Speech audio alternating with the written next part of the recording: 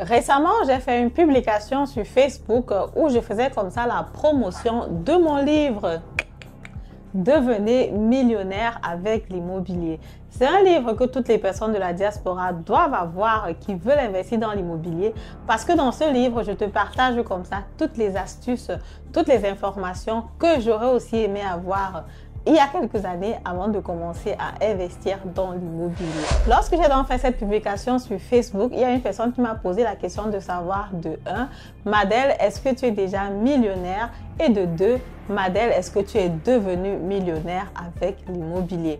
Parce qu'effectivement, si j'écris le livre Devenez millionnaire avec l'immobilier, naturellement, il y a des personnes qui veulent savoir, est-ce que toi-même tu es millionnaire pour pouvoir écrire ce genre de livre? C'est justement à cette question que je vais répondre dans cette vidéo après le générique.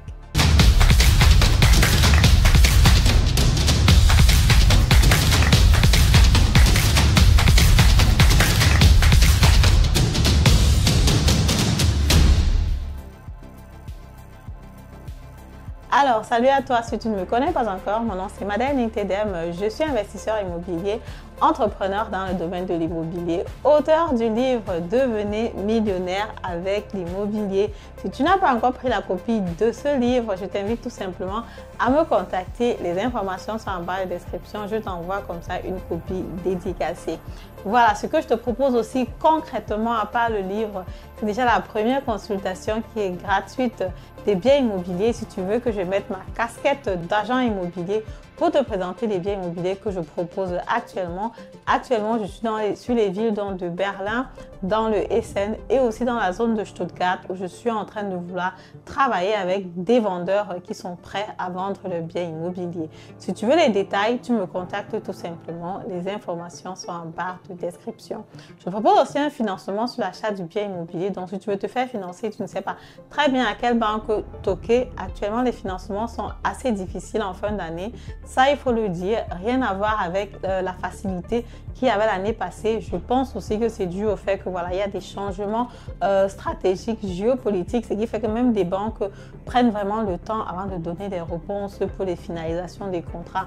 Donc, ce que je suis en train de ressentir maintenant par rapport à l'année dernière, c'est que le temps pour traiter les dossiers, ça met vraiment longtemps. Mais bon, sinon, on a quand même toujours des acquisitions qui passent, comme par exemple cette semaine, je serai à Francfort avec une cliente qui a donc eu son acquisition qui est validée.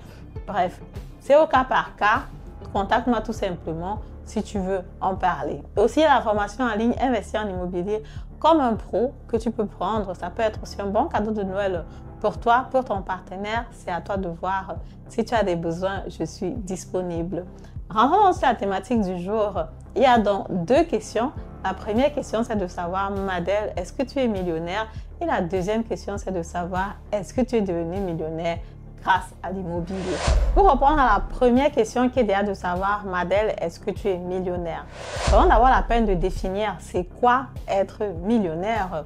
Être millionnaire, dans mon sens, signifie tout simplement que si on prend tout ton patrimoine que tu as aujourd'hui, que ce soit immobilier en Allemagne comme ce que je fais ou alors immobilier au Cameroun comme ce que j'ai actuellement, on prend tout ton patrimoine, on le valorise et la valeur qui est à la fin, on retire donc sur la dette que tu as par rapport à tes investissements, par rapport à ton actif, comme on dit dans le jargon financier. Il faut qu'à la fin, le résultat soit 1 million d'euros.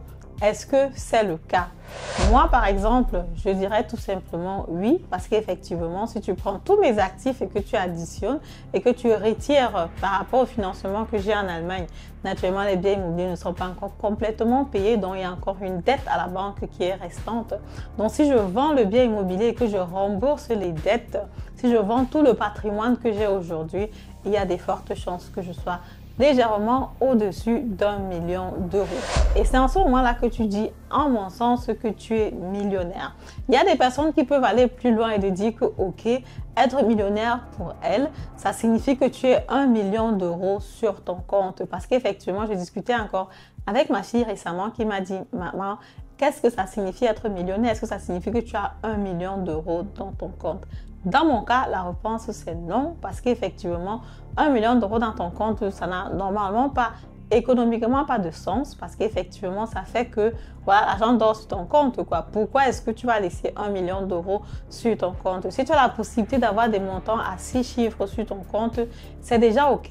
Mais je dirais pas beaucoup, quoi. Alors, pas pendant longtemps. Il faut voir comment est-ce que tu peux faire pour économiser. Ça dépend de tout un chacun. Il y a des personnes qui sont à l'aise avec 100 000 euros, 200 000 euros sur leur compte.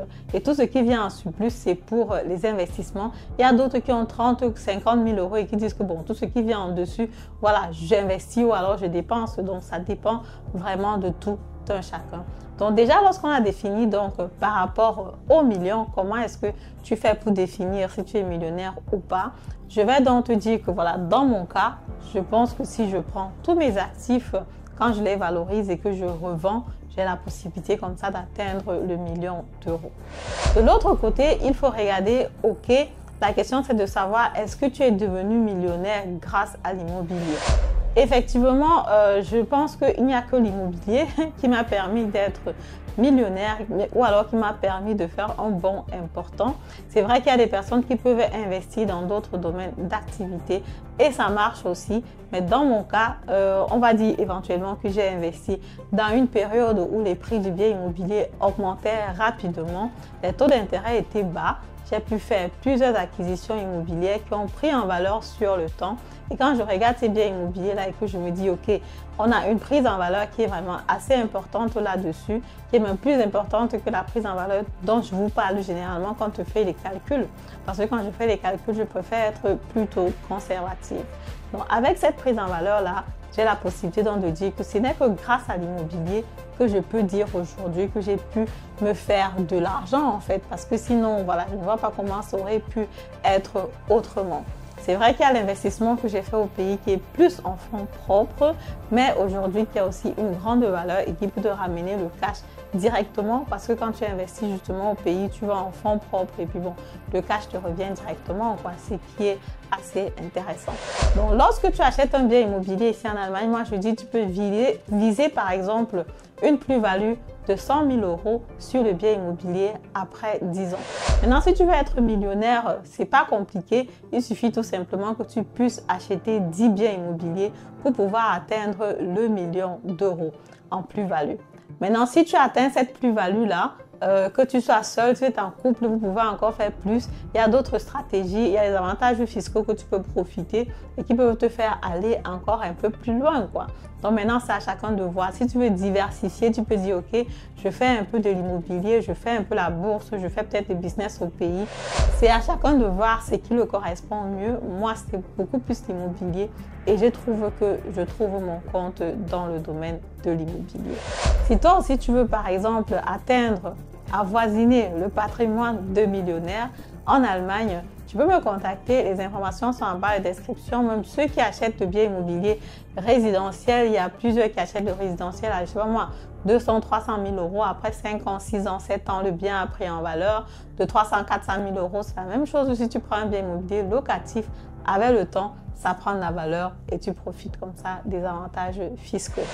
Si tu as aimé la vidéo, fais-moi savoir en commentaire si tu as un point que je n'ai pas ajouté et que tu penses que c'est important ou nécessaire. Tu peux tout simplement l'ajouter. En ce qui me concerne, je te dis comme ça, merci de m'avoir écouté et à très bientôt pour la prochaine vidéo. N'hésite pas à commenter, partager, liker pour agrandir la communauté immobilière en Allemagne parce qu'effectivement, pour l'année 2025, je vous prépare de grandes choses. Partagez tout simplement pour qu'on soit de plus en plus nombreux. À bientôt!